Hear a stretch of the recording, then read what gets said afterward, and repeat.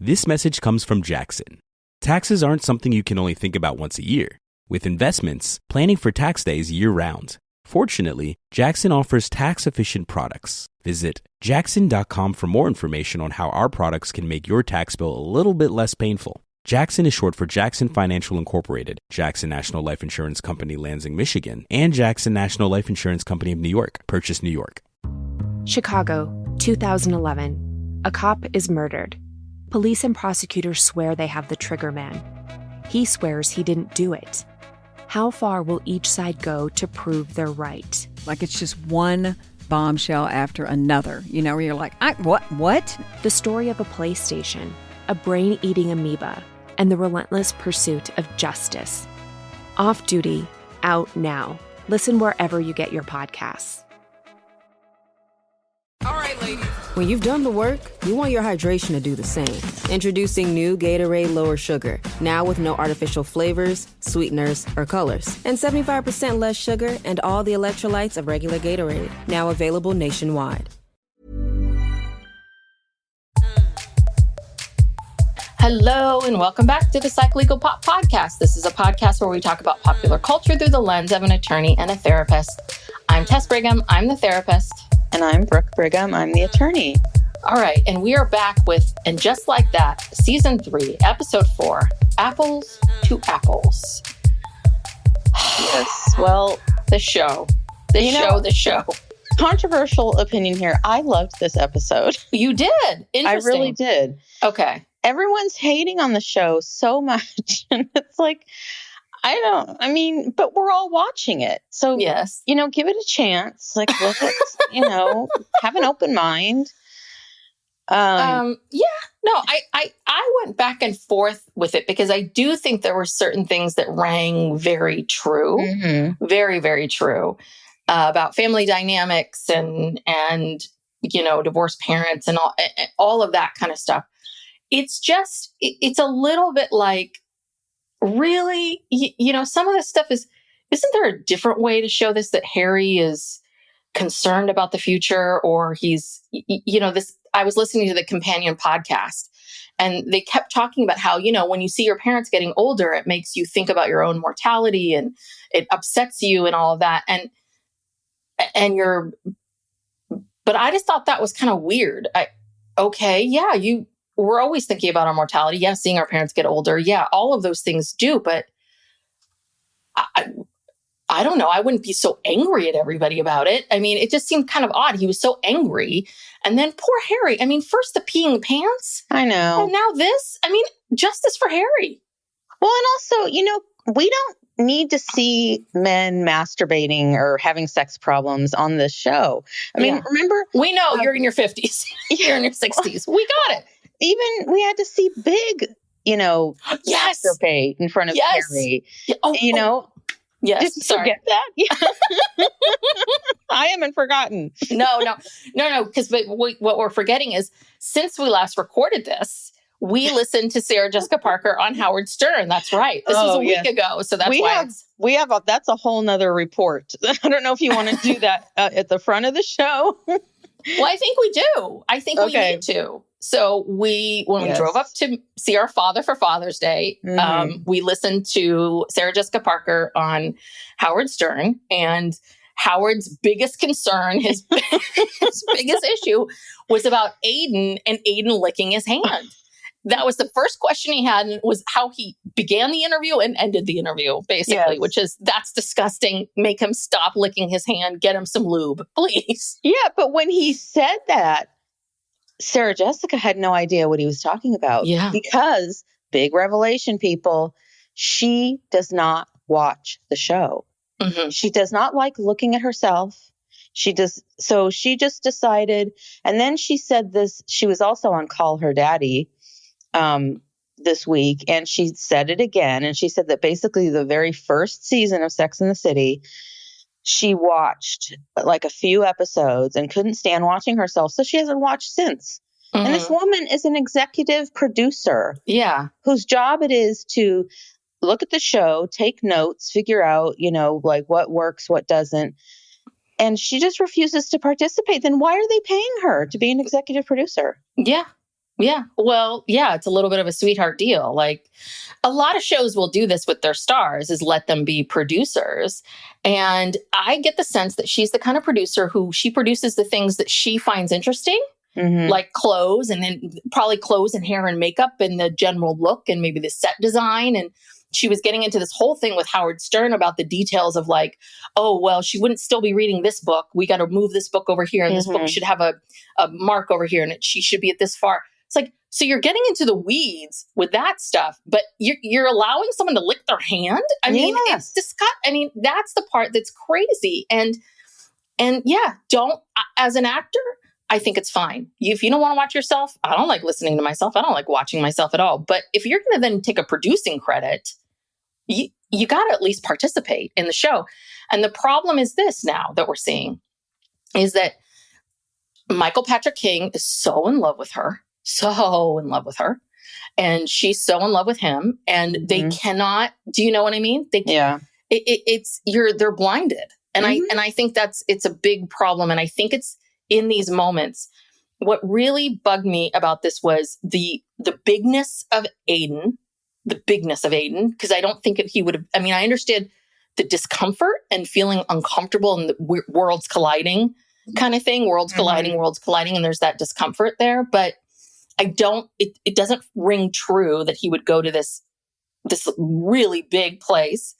And the other part of it too is just all the other storylines that felt really, except for Miranda's, felt really silly. Yeah. I mean, yeah, that's the thing. There's a real opportunity here to deal with real life issues, the blended family issue. And that's as close as they've ever gotten to like real life was this whole thing, this episode with Carrie and Aiden. So the bar is low, you know what I mean? So it's like if they ever do stuff that rings true, you're like, oh my God, it's a revelation.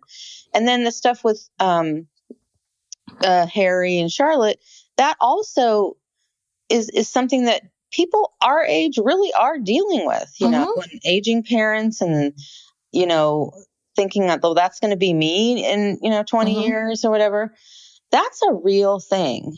I feel it but the way that they choose to deal with it is silly. Yeah. Like poor Harry, can't get it up in bed. And that starts this whole thing, of, his mortality and whatever. So if they had, if the show wasn't basically run by a gay man who's never had children, it would be a completely different show. And of course, Sarah Jessica has children and has a family and it has more like real life experience in these areas, but she won't watch the show. So she can see how tone deaf it is. This is a real problem. Well, and I think there's Alicia and who are the two women that have been with it? Eliza and Julie. And I believe at least one of them has children. I think because one of them will talk about their kids.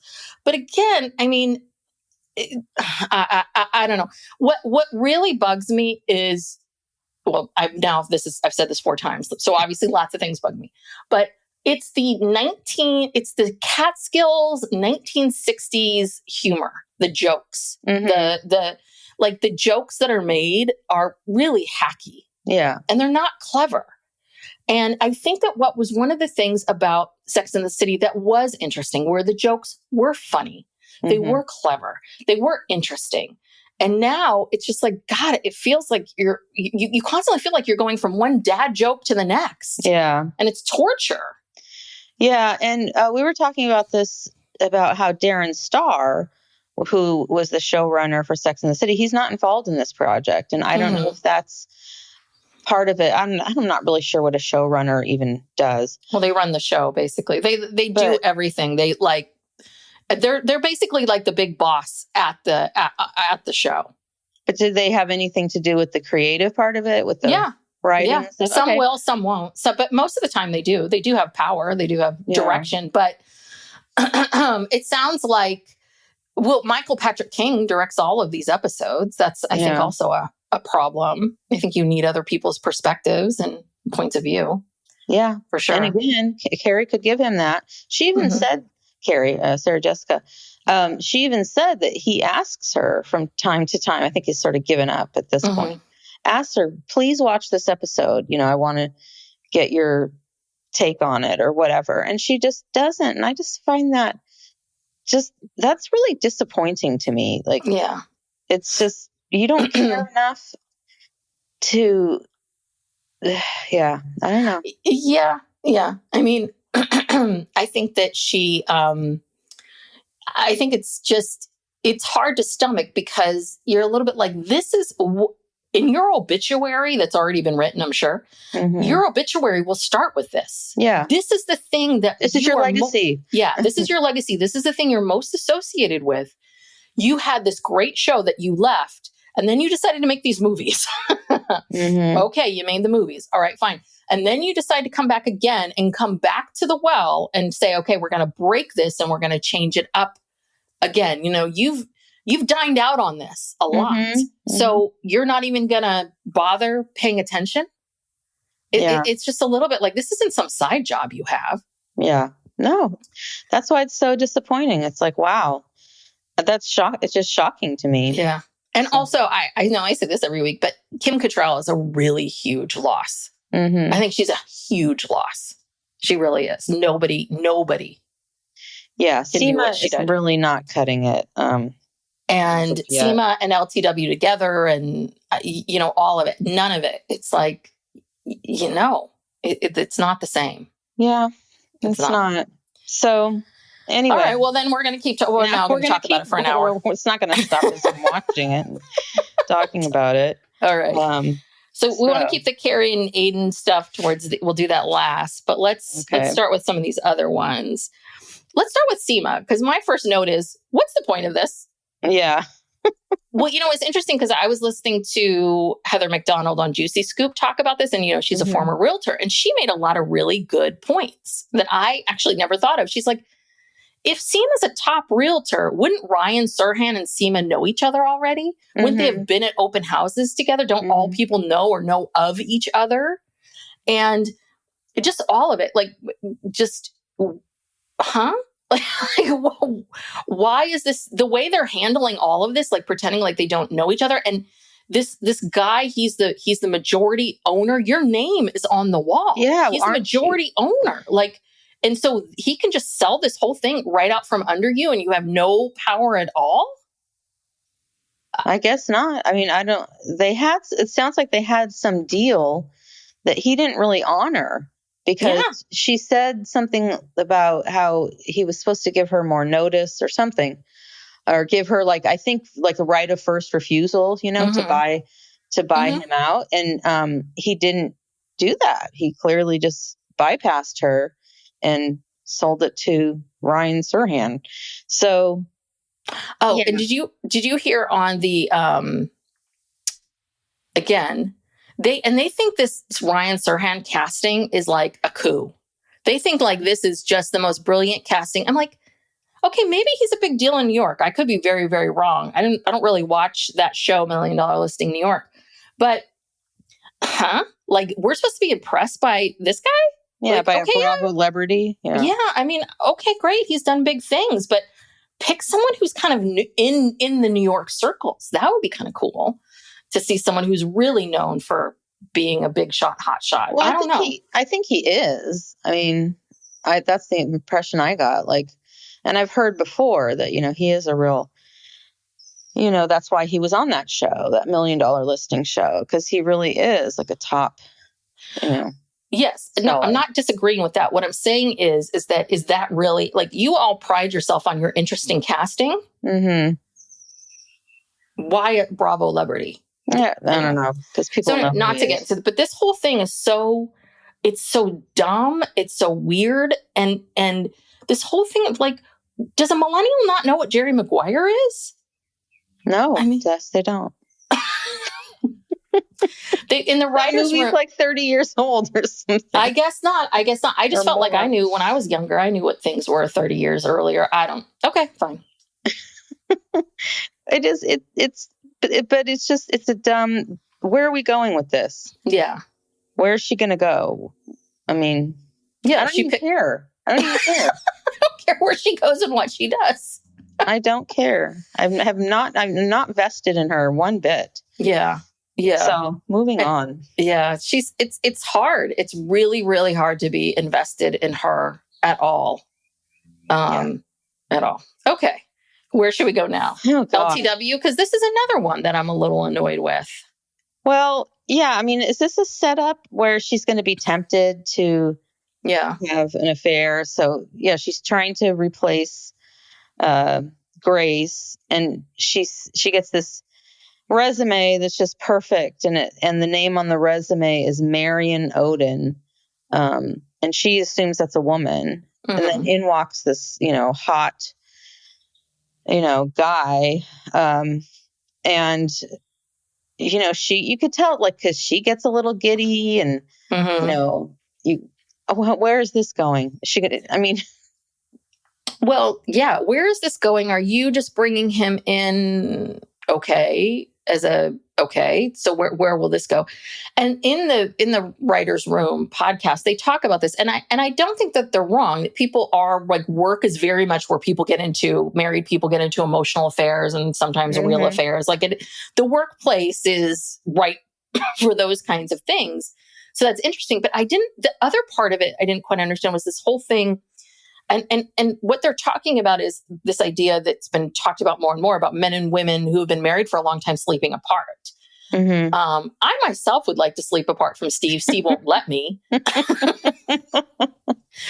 do we have a big enough house really to make it happen. But I've been trying to get away for a while. He's the one that feels like it's the foundation of the relationship. So I do see that push and pull between the two of them of like, we need to be together or not. But then at the very last scene of hers, we see her trying to keep herself awake so that she doesn't disturb him because she keeps talking in her sleep. It's like, well, if you think you're going to talk again in your sleep, then why are you foregoing sleep? Yeah, that's crazy. To prove this point. That was weird. Yeah. Anyway. Yeah. Well, yeah. And she's also concerned about, well, this is kind of unimportant, I guess, but because this is a film about Black women and, he's not a woman. He's a Black man, but he doesn't have the same perspective as Grace did. So I don't know. I have no idea where this is going. Okay. I'm just afraid. Yeah, me too. If that guy, what's his name? If Marion licks his hand, I am out. Yeah. If there's a masturbation scene where he's thinking about LTW, while he's in the editing room, that's the final straw. He starts jerking off watching these 10 Black women to be. But see, they would never do that to his character because he's not old enough. They you've got to be like over 50 to they just uncomfortable masturbation scene. No, they just went to Evan Handler, who plays Harry. They just went to him and said, "You're going to be our punching bag. Got it?" Guess what? Yeah, you want this job? Yeah. Steve is out. Oh yes. He escaped. He refuses to film. Yeah, so, we haven't seen now you have yet. to do all this crap. Yeah, we haven't seen him yet this season, but we saw Brady. Yes. All right. Oh, gosh. Another silly storyline. I know. Well, but I think it felt, I don't know, if anything, it made me laugh. I mean, so let's do Charlotte. Okay. So Charlotte this whole thing is about, as we've been mentioning, Harry's father, Morris. And it is just like the old jokes about his father. That's why I said it's like Catskills level. I feel like I'm watching some, these are clever jokes, family. Your kids would be also groaning if you really were saying these things. Just all of it. It's just this idea. I guess apparently these were taken from real things that apparently someone lived in a building with a building link where you could, exchange. You can exchange things, food, products, this, that with each other. Okay. And, but Harry is so angry at the banana. Like, he's like, why, banana? And she's like, and then they start talking about banana bread. I'm like, you can't make banana bread with one banana. Plus that banana is too ripe for banana bread. I make it often. We let bananas rot in our house often. It just, all of it. Like, why are you angry, Harry? Why are you mad at your dad? Because, again, it's triggering him, It's okay. Triggering. Right? I mean, yeah. Yeah. Why are you're like rolling your eyes? Like, no, I'm just saying, okay, it is true. I mean, I'm not disputing that, but I am disputing the writing. I'm disputing it feels like I agree. Feels like you have these opportunities for true vulnerability, for true realness, for true interesting connections, and instead you go for a campy joke. That's my issue. Well, and that whole family, they do nothing but make jokes at each other's expense, Rock is always, and Lily, she's the worst. She's like such a bitch. They make these comments, the way that they talk to their parents and the way that they, make fun of them. And, they seem to like Pop, better than the parents. But yeah, it's just, who was it? Was it one of them had to fix his iPad because there was porn on it? So that's the happy ending, literally, figuratively. That's the happy ending of this little storyline, which is Harry now has, my father still is interested in sex because he's downloading porn. Okay. Phew. So he's relieved that his dad is, because that means that, well, if my dad is still doing that, then there's hope for me. Yeah. And he's at the woman, that actress, Annie Goldman, she was really good, that actress who played the neighbor. He said, I'll be at her apartment. Don't wait up for me. So, right. In the end, it was like, see, you had nothing to worry about. Okay, we'll wrap this all up. Yeah. And then we discover Diego, Lily's boyfriend. He says he's poly. He has a boyfriend too. And, Lily's just fine with all, they're always trying to make these girls be so, PC and one of Charlotte's kids is going to be like a little Charlotte. Or should be, but no, Charlotte has these two ultra progressive kids, which I think is interesting. Well, but also Lily's just, that's an interesting storyline. Lily's fine with it. Maybe some of it should be like, gosh, I feel like I should be fine with this, but I'm hurt, or I want to be exclusive. How do I ask him? Or, that's okay. That's a real, that feels very real. Yeah. Well, maybe. All right, Miranda. Miranda. Miranda. I this wild cut is perfect. And making her a meme, all of that. Okay. Yeah, Miranda's really been every episode just gets completely humiliated in some way. Seems like. Yeah. Yeah. Well, you know what it is? I think one thing I think they're falling down on is, right, the show used to be about these four women and they were regularly dating in their relationships. And, some relationships, there were these sweet storylines, but usually there was a punchline.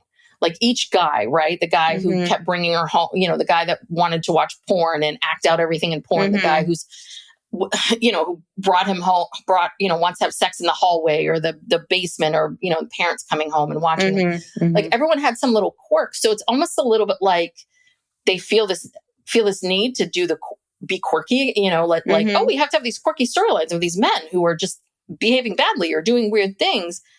But no, she's dating women. So now the women have to be doing it, but it's very odd too, because it's in this little pocket. It's not four storylines happening at once. It's one little thing. Yeah. And they would then get together and talk about it, about, have you ever, has a guy ever asked you to do this? Or they're all living their own separate lives, and they're not coming together correct. Because not one character was in the same room with each other. LTW, Seema, of the 5 main women, not one was in a scene with the other one. No, not this episode. Yeah. So. Yeah. Well, it's funny because how Miranda she was so mortified by this meme. You know, she thinks her life is over. And I can't remember who says it. I think maybe was it Carrie who says, "Oh, don't worry, there's been a million memes since then. You know, like everyone's forgotten about you," which is true. Yeah. Yeah. Although Joy's friends recognize her as from the wild cunt meme. Yeah. No, it was interesting because I was trying to figure out, like, Joy is a little perplexing to me, but I get it. So when you really like someone, you withdraw. But that didn't feel like what was happening at the house when they were in the kitchen together. That's not someone who's kind of withdrawn, or that was someone who seemed annoyed. Yeah, and her friends frustrated. Her British friends were obnoxious. Yeah, I thought she was mortified by them. Yeah, embarrassed, by their behavior. Yeah, I don't know about Joy. She seems like I just kind of feel nothing for her. She's just kind of there. Yeah, I like her. I mean, I think she's a good person for Miranda, but that's the thing about the show, is that I will watch the show, then I'll listen to the podcast, the Writers' Room podcast, and then I'll be like, okay, everything that you're saying to me makes sense. I get it, but it's just it's a weird approach. It always just doesn't land like it's supposed. How they're talking about it doesn't land. I don't know. All right, you want to get into Carrie and Aiden? Let's get down to the nitty gritty here. All right, so Carrie wakes up, still in her same clothes because her luggage is lost. And so, the first thing she sees is, she hears, voices outside. And then all of a sudden, Wyatt is like at her window because they're painting where is she? Guest house. In a barn, a guest house. Like a guest house. They're painting, and he's kind of a creepy Children of the Corn looking kid. Yeah, they really made Wyatt one thing. Do you know what I mean? I think Wyatt can be many things, but okay. Yeah. Yeah. So she quickly kind of, is flustered and turns away. So she then goes outside, and she's got her high heels on and, trekking through the dirt or whatever. Stepping over a chicken on the stairs because it's got to be so country. Let's put a chicken on the stairs. Yeah. And the chicken doesn't move at all. I mean, she's trying to walk around it, walk over it, try to get past it. But that chicken, that's a well-trained chicken. Yeah. Because the chicken stayed put.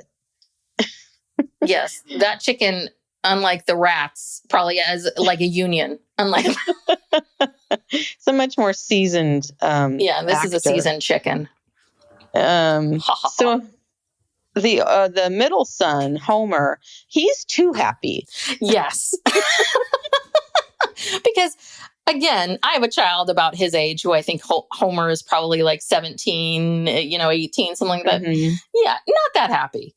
And he runs over to give Carrie a hug, and he's never met her before. Yeah. Runs to her, gives her this big hug, and is like so happy that she's there. And it's like, okay, this is weird. Meanwhile, Wyatt will barely look at her. Yes. Anyway, yeah, that's kind of odd and weird and okay. All right. So this ATV into town. Well, first, the flapjacks. Oh no, I was thinking, Aiden. Well, yeah, it's unclear, like if she's leaving or staying or whatever. But Aiden invites her to stay because I guess in a couple days, Tate is coming home. He's turning 21. They're going to have this big family dinner, which we'll get to. But yeah, so she needs some clothes. And so she's saying, I guess there's one dress shop in town. And she's saying, oh, I can just walk. And, they're like, no, that doesn't work like that here. Mm-hmm. You don't just walk down to the store. So, yeah, they put her on an ATV. Mm-hmm. Which, if I had never ridden an ATV, she just hops on it like it's no big deal. And she, Homer gives her some of his clothes and, she hops on, puts the helmet on just like it's nothing. Mm-hmm. I would be terrified. I think I would do it. I think it would be fun. Well, but again, I've never ridden an ATV. Yeah. So. Though that's the thing that people, there are so many of these ATV accidents, right? Ozzy Osbourne got into a really terrible one. There have been a few where people have gotten into some terrible accidents. I'd still want to do it, but if it was flat, I don't want to go up and down hills, but I do it flat around town. Okay, well, Carrie's fine with it. Yeah. In this whole episode, Carrie's trying to be like easy breezy, cool girl, because she wants the boys to think that she's just, she's not a problem at all. She's not going to take their father away from them or anything like that. So she's being just ultra, amenable to everything. Psych Legal Pop will be right back after these messages.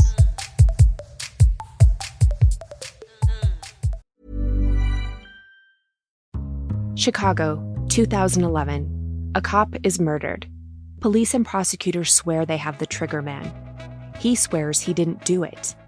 How far will each side go to prove they're right? Like it's just one bombshell after another, where you're like, what? The story of a PlayStation, a brain-eating amoeba, and the relentless pursuit of justice.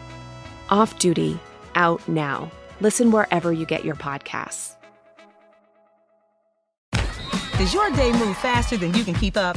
With new Gatorade Lower Sugar, my family and I can stay at the top of our game. No artificial flavors, sweeteners, or colors. 75% less sugar, and all the electrolytes of regular Gatorade. Now available nationwide.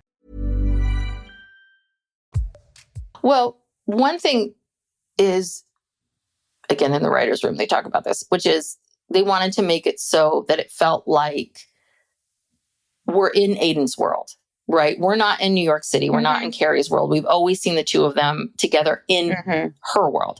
Right. Now we're in his world. And I think yes, absolutely. We are seeing something. And I think that like some of the dialogue with Aiden, like even in the first words of the episode where we hear Aiden and talking to the kids, like it feels very fake and false. And I understand that piece. When she walks down the stairs and you're Aiden, you're kind of in this weird place of, these are my kids, but this is this person I have this long history with. What do I do? Where do I go? Do I kiss you? Do I not kiss you? How do I do this?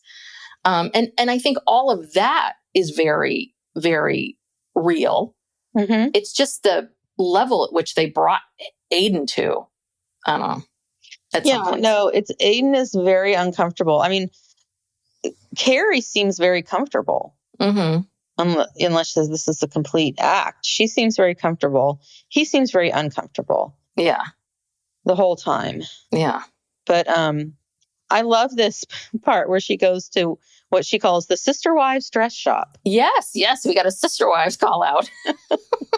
Yeah, she's on the phone with Miranda. And I have to say, these dresses, these are gunny sacks. Yes. Dresses, which I don't know if you missed the gunny sack craze because it was kind of short. Yes. Like when I was in middle school, that's all you wore to any occasion, to a dance, graduation, whatever, were those gunny sack dresses, the Jessica McClintock like line of gunny sack dresses. And I'm like, wow, this is really a throwback. Yes, it is. It is a throwback. Yeah. Despite this country store, Carrie still looks pretty goddamn fashionable in these outfits. I mean, she managed to find, especially that white dress. Yeah. She fit her like gorgeous. a glove. Yeah. Yeah, of course, So, and you have the perfect undergarments for it as well. You have like dark, kind of big underwear. Like you have it's see-through white dress, but you have the bra and the underwear that you need. I mean, you somehow managed to find that in this like one horse town. Yeah, in this one shop sells everything, shoes, everything. You know. Yeah, So. well, that's one. Yeah, that was another thing she was talking to Howard Stern about was how, you know, for one item of clothing, you might have 27 fittings, like no joke. Yeah. 27 fittings for that, because you have to see how it looks on camera, how it looks when you're actually in it and doing the part. Are you going to be able to maneuver if it's a big dress or whatever? So they have to constantly go back and do alterations and corrections. So that was a interesting part of the whole interview was interesting, but nothing beat the hand licking part. I don't watch the show. I didn't know he licked his hand. Yeah, that's what she said. She was like, "What?" When he said, "What are you talking about?" Yeah. I mean, come on. And what, Howard Stern's the first one that brought this up to you? I mean, if I was her friend, I'd be the first one on the phone being like, "You gotta be, he licked his hand." That's disgusting. Yeah, nobody told you? Jesus. Anyway, all right. So she's shopping. She's got these clothes. And so Aiden's desperately trying to get the boys and Carrie together, right? He's kind of like, okay, everyone hang out. And so they go fishing. And, again, Wyatt's a jerk and Homer's just Mr. Sweetie Pie. And so they finally get, so Aiden's very fixated on Wyatt not getting on screens. And I just remember thinking and Kathy says this later in the episode, but I keep thinking because Aiden says, well, I have to keep Wyatt busy because that gets him out of his mind, gets him out of his head. And I'm thinking, if he's got mental health issues, then no, he needs to be focused on what's going on in his head. Like you distracting him constantly, you moving him from place, that's not going to do it. I'm not saying the screens are a good thing, but this isn't better. Yeah, he thinks that if he just distracts Wyatt with, painting the house and painting the barn, that's going to solve everything. Yeah. I mean, this is the problem is that we find out that there's a difference of opinion between Aiden and Kathy. Kathy wants to treat his mental health issues with Adderall. Yeah. And Aiden doesn't. He doesn't want him taking that. He thinks he can just get him out there doing hard work and hard. Yeah. This is very macho, not modern thinking at all. Though I will say that this issue does come up. The biggest concern, I've had more conversations about taking medication with clients than anything else, really. So a lot of people are very worried about it. When it comes to your kid, people are even more worried about it, right? And so this thought of, no, he needs meds, he was diagnosed with this, and the other person going, no, he has substance abuse problems, we shouldn't be giving him something that can be abused. They're both right. They're both absolutely right. And I think this is the part about parenting that doesn't get talked about a lot, which is you and your partner have to get on. There's so many things you have to get on the same page with, and there's always going to be things that the two of you do not believe. The two of you think about differently, completely. And I can see this power struggle between the two of them. But again, I don't know. Aiden, I feel like it was a little harsh. I don't think he would be talking to her this harshly, but. And this just occurred to me, if they're characterizing Wyatt as having substance abuse issues, and he did, the thing that precipitated all this was that he got drunk and drove into a tree and, or took mushrooms or something. Broke his bone, a couple bones. Collarbone or something. Yeah. Is that if that didn't just happen, that had been happening, building up. And the entire time that Aiden is in New York wooing Carrie, he never even talks to her about it. She doesn't find out until the car crash. Yeah. So that's kind of telling, is that, you're dealing with this major issue in your life. One of your kids has according to him, substance abuse problems and mental health problems, which he's using the substances probably, to self-medicate. And that's that's like a daily thing in your life. He doesn't even mention it to her. Yeah.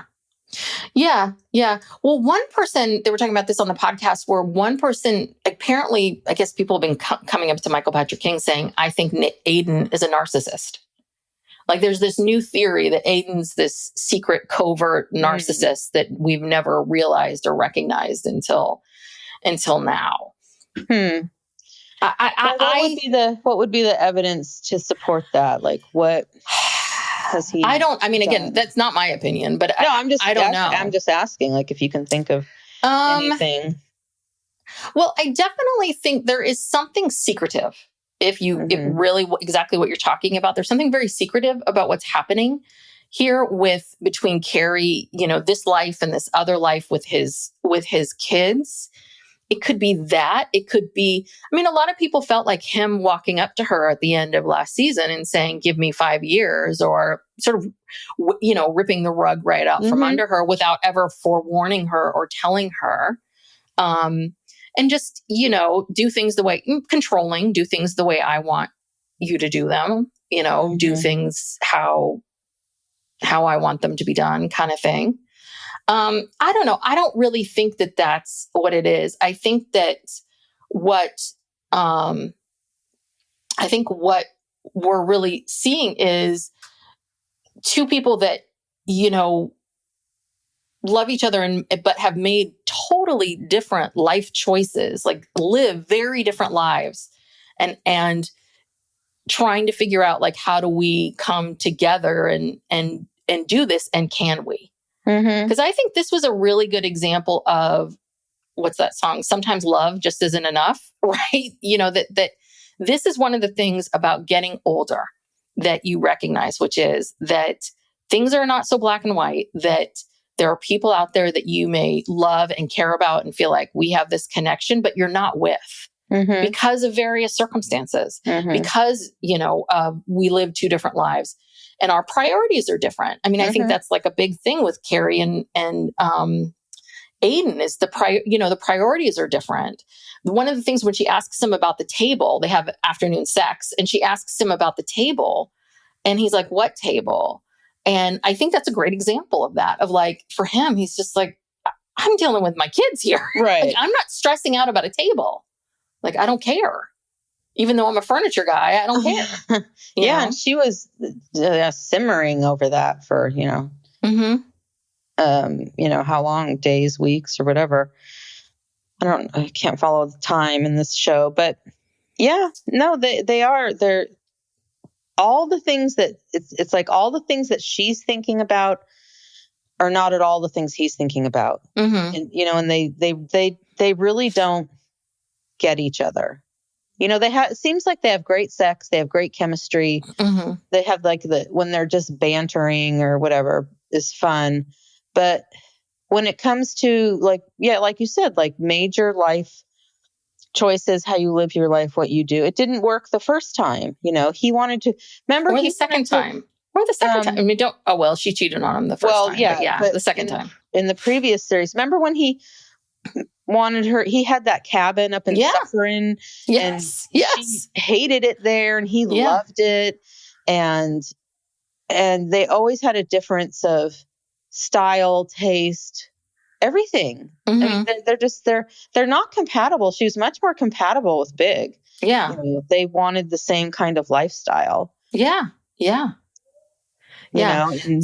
So yeah, is she kids obviously, and she didn't. So yeah, and I guess I'm wondering with her is if she is she feeling, is this guilt? Like you've hurt him so much, like you don't feel like you can, you have to make up for lost time, or you have to make up for that. But I also think that what she's also recognizing is, again, something else that people recognize as you get older, which is, yes, you'll meet a lot of people, but yeah, when you have real chemistry with someone, it's special, it's unique, it's different. And so it's that, right? We have so much chemistry. We have so much of this stuff over here. And then we have all these issues over here. And so how do we make this work? How do we all get our needs met in this? And, I think the writers really screwed up by saying, by having Aiden say, give me 5 years. Yeah. I think that really tripped everyone up, because if he just said, hey, give me a little bit of time. Right. And it was very vague, then that would be very different. There's something about that 5 years that everybody's like, well, didn't you listen? He said 5 years. Or didn't you? Because the 5 years was unreasonable. Unreasonable. Totally. So to me, I feel like him saying, give me a little bit of time, I'll get back in touch with you. That feels more normal. And as someone myself who's had issues with my kid, people have reached out to me and then I won't respond. And then they'll reach out to me again and be like, what's going, are you mad at me? And I'm always like, no. Let me stop you for a second. I got all this stuff going on. I'll get back in touch with you when I can. And that's kind of the mentality, because you don't know how long these things are going to take. You don't know how long you're going to be wrapped up in this. So yeah, that was a really dumb choice. So someone needs to explain that. Yes. Okay. And then we go to that VR. Well, I skipped ahead a little bit, but they go to this VR place with the boys because apparently, Carrie goes to Aiden and says, hey, they want to do something. They want to go. Wyatt wants to do this VR thing. Aiden's like, no screens. And she's like, listen, I need an opening here, buddy. Let's do it. And then he's like, okay, well, I'll come with you. Okay. Yeah. Yeah. And then Wyatt totally accidentally runs into Carrie and kind of hits her in the head with his laser gun or whatever it is. And, she's fine. She's not making a big deal about it. But then Aiden's like, oh, don't make him feel bad. Don't make him feel bad. And then Carrie's like, okay, well, what do I do? It's like, he's just putting so much pressure on everyone. Yeah. he's really annoying. Yeah. Yeah. Okay. So then we get to the birthday party for Tate. So Tate comes and we see Tate, who we had all seen when he was a baby. And this is what I love. You remember Carrie? It's like, yeah, from the street. When I was in my baby Bjorn. Yeah. Yeah. Dad, I remember her. So, and then we see Kathy pull up with her boyfriend, Bob. And, we get this whole thing about how Bob basically feels like, even though Bob doesn't get a voice, Bob doesn't get an opinion, Bob's treated like, I don't know why Bob is still around.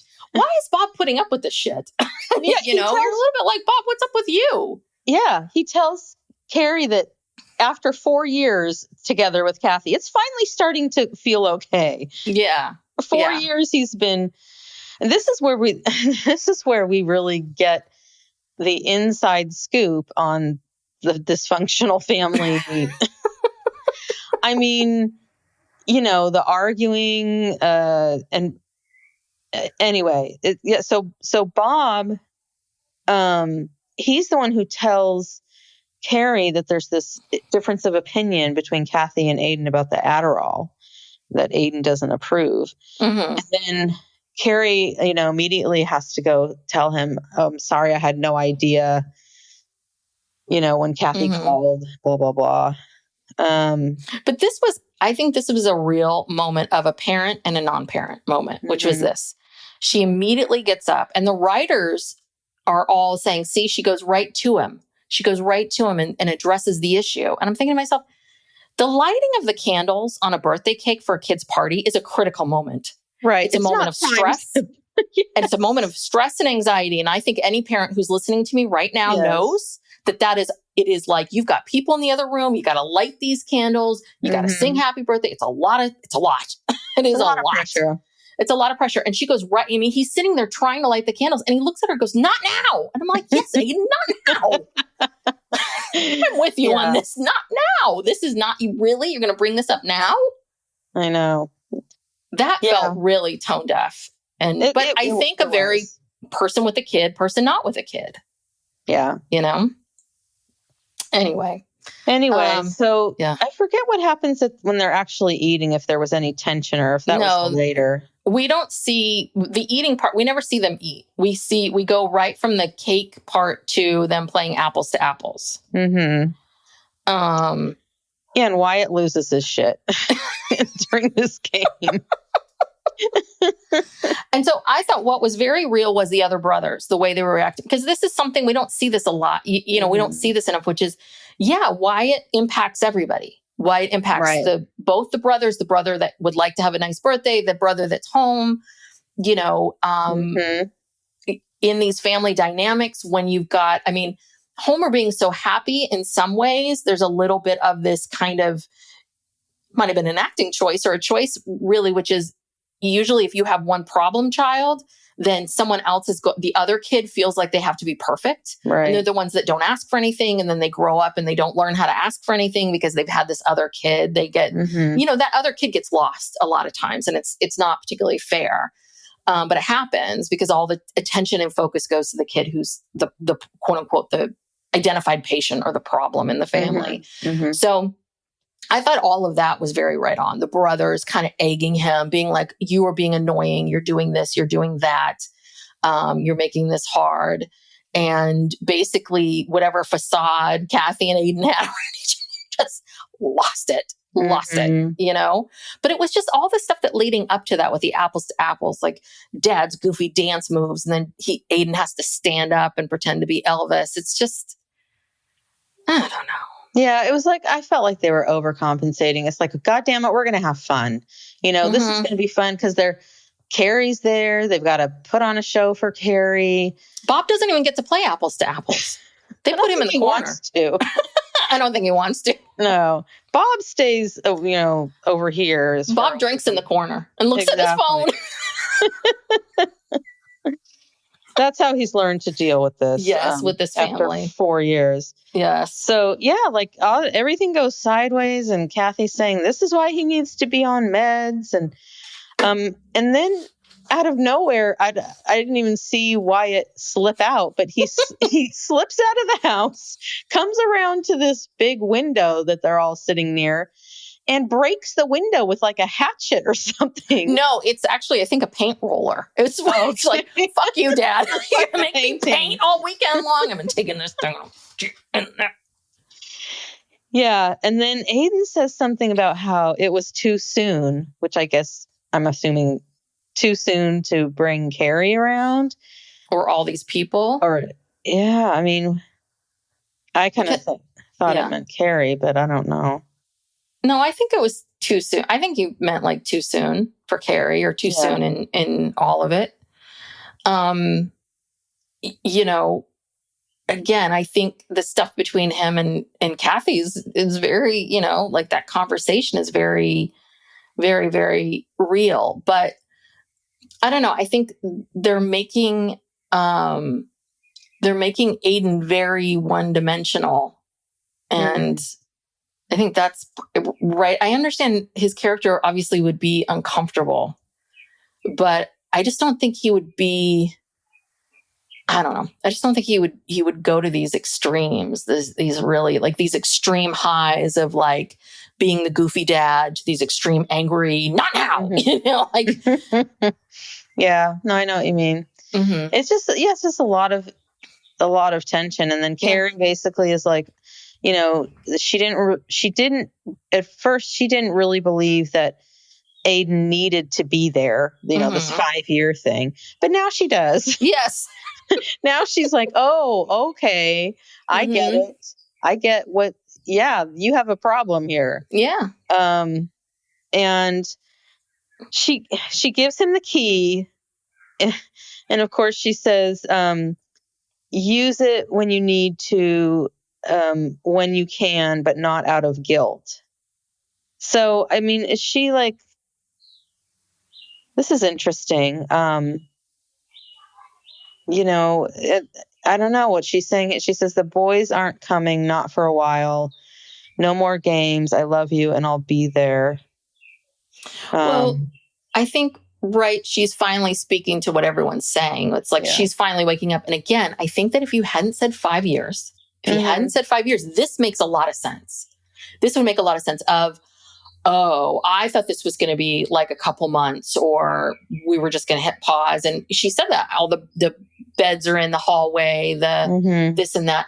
And that's interesting too, when you talk about that, because she bought that house to have a bigger house for the boys. So obviously Aiden talked to her about the boys. So never mentioned anything about Wyatt's mental health issues. And I don't believe the kid has substance abuse issues. I think he used substances and ran into the truck. Yeah. Well, this was that was pre running into the tree. And maybe he thought at that point, like they could deal with it, or it wasn't that bad. And then the accident happened, and then it was. So, I don't know what, I mean, I thought the sense was that she was really saying to him, like, listen, I see now. I'm not a parent, but I now see. I see how hard this is. I see you cannot give me a time frame. I see that it's hard for you to know what next week's going to look like. And so I think she was basically saying, I'm here. I want to be with you, and I'm willing. I'll wait. I'm going to go live my life. I think basically what she was saying is, I'm going to go live my life. I'm going to furnish this house. Come when you can, come when you can. And you can. And when you can't, you can't. And we'll, play it by ear, I guess. But she's not going to date other people? Well, I don't know. Maybe the gardener. Maybe I don't know. Because who knows? 5 years is a long time. But and again, I think I shouldn't have said 5 years, because that trips everybody up. But yeah, and I think that presents a new sort of interesting thing of, what does waiting look like? Right. Is waiting just waiting by the phone, or is waiting like living your life, and what happens if you are tempted? I think that might be interesting. That might be interesting, since she's the season. Yeah. Since she's cheated on Aiden in the past, like, what do I do now? Well, I think she'll do it differently. Like, I think this is going to be the rest of the season where she's tempted by different people. She doesn't act on it, but then at some point she's going to want to act on it. And she's going to say, I'm not going to just cheat on him. I'm not going to do that this time. And I think she's going to go to him and tell him. And that's a good prediction. Renegotiate. What is their contract? Their 5-year contract. Yeah. So, and then I love it. She's on the plane going home, and she goes online to try to buy that table that's been sold. Yes. She waited too long. And she was waiting on him. She thought that he wouldn't like it. So she didn't buy it. But she likes it. So yes. Well, yeah. And so it's this big thing of, like, you need to start making decisions for yourself. Like, you need to start furnishing this place how you want it, not how the two of you want it, by any means. So he might never be coming back. Yeah. I do like when he's sitting on the bed and she's talking to him, and he all of a sudden he has this very vulnerable moment of, like, are you breaking up with me? It was like, oh, good God, they're giving John Corbett something. Like, oh, this is good acting. It was very real. It felt like, whoa, yeah, that was real sadness, real tears of, oh crap.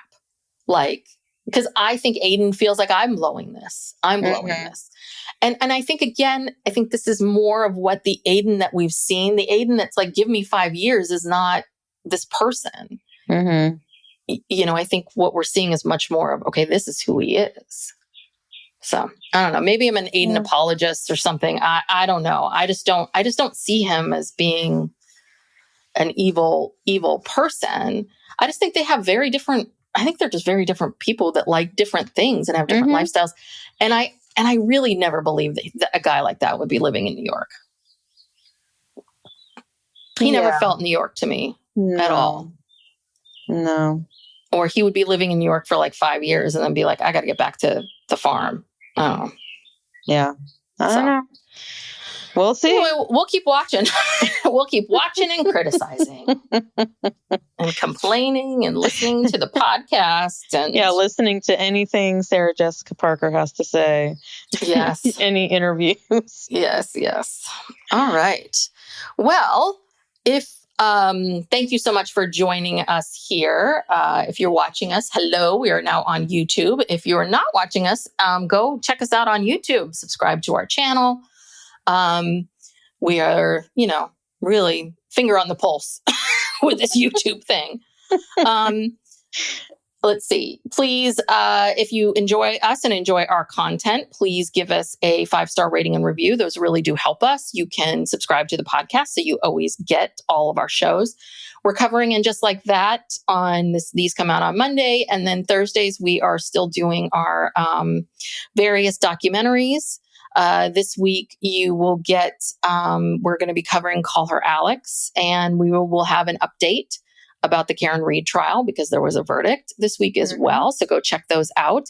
If you want more content from us, please go check out our Patreon. You can get all the shows ad-free. You can, we do a weekly bonus, and we have some other things for our higher tier content, higher tier Patreon members.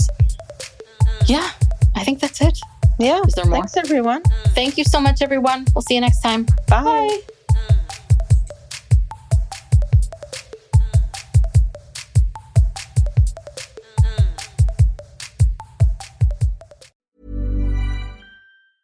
This message comes from Jackson.